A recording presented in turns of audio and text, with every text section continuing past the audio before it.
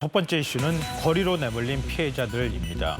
인천 미추홀구 전세 사기 피해자들 사연 들으시고 굉장히 안타까워하시는 분들이 많으실 것 같습니다. 또 피해자 가운데 3명, 특히 20, 30대가 극단적 선택을 했다 이런 사연이 알려져서 더 안타까움을 더하고 있는 상황인데요. 그런데 비슷한 처지로 내몰린 피해자들이 훨씬 더 많다고 합니다. 이게 굉장히 심각한 문제라고 할 수 있는데요. 경찰이 추산한 바로는 한 2,700여 세대가 지금 피해를 입은 것으로 확인되고 있는 상황인데요.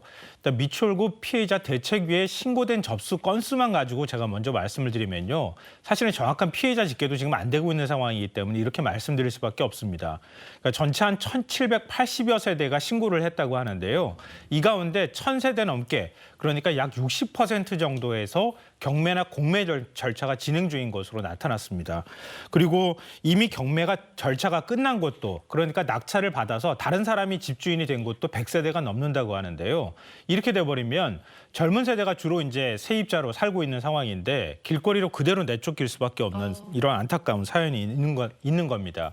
그래서 정부가 뒤늦게 대책 마련에 나서긴 했는데 과연 이게 대책이 실효적으로 작동할 수 있을 것이냐 이런 우려도 나오고 있는 상황입니다. 네, 실질적인 대책이 정말 필요한데요. 문제 해결을 위해서 시민사회단체들이 또 나섰다고요. 네, 맞습니다. 그동안에는 미추홀구 대책이 이렇게 불렀는데요. 이제는 전국 단위 피해자 모임이 처음으로 만들어졌다 이렇게 생각하시면 될 것 같습니다. 명칭이요. 전세 사기 깡통 전세 해결을 위한 시민사회 대책이 이렇게 이제 만들어졌는데요. 어제 이제 추모제가 열렸고 추모제가 열리는 가운데 정부의 대책 마련을 촉구하는 이런 일이 있었습니다.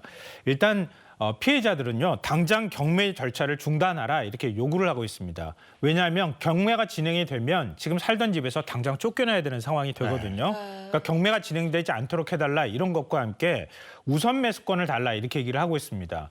그러니까 지금 후순위로 밀려가지고 담보권 먼저 설정한 사람들, 선순위가 있는 상황이기 때문에 경매가 감정가 낙찰률로 보면은 경매가가 한 60% 정도밖에 되지 않거든요. 이미 전세 보증금 정도 수준밖에 낙찰가가 형성되지 않고 있어요.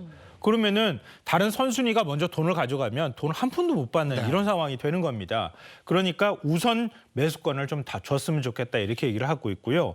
여기서 좀 더 나아가서 공공이 집을 매입하는 방안이 담긴 깡통전세 특별법도 제정해야 한다 이렇게 요구를 하고 있습니다. 왜냐하면 지금 채권자 가운데는 은행권이나 이 이제 건축왕이라고 불리는 이 사람 남모 씨라는 사람은 집을 자기 돈으로 진 게 아니고 자기 돈으로 집을 산 게 아니고요. 은행권에서 대출을 받아가지고 집을 산 거예요. 그러니까 선순위 담보권은 이미 설정이 돼 있는 겁니다.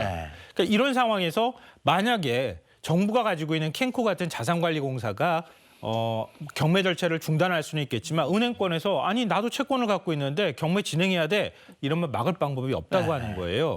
그러니까 은행권이 채권을 회수하지 못하도록 하면서 정부가 차라리 그걸 집을 그냥 매입해 버리는 겁니다. 그리고 난 다음에 그 다음 피해자들에 대한 대책을 만들어줘야 그래야지 최소한의 보증금을 뭐 받을 수 있다거나 아니면 그 집에서 살 수 있지 않겠느냐 이런 얘기를 하고 있는 겁니다. 난 이런 얘기를 하다 보면요. 이 전세 사기범, 이 인간은 쏙 빠진 거예요, 지금 또. 그렇죠. 네. 엄벌해야죠. 지금 사람이 죽고 이 전세값 저 돈을 못 받으면 거리로 나앉게 생겼어요. 이거 어떻게 보면 가정 파괴범에 준해서 처벌해야 되는 사람이에요. 네, 맞습니다. 근데 이럴 때 이제 정부도 대책을 마련해야 되겠지만 이런 인간들에 대한 엄벌 이런 것도 좀 더 나왔으면 좋겠습니다.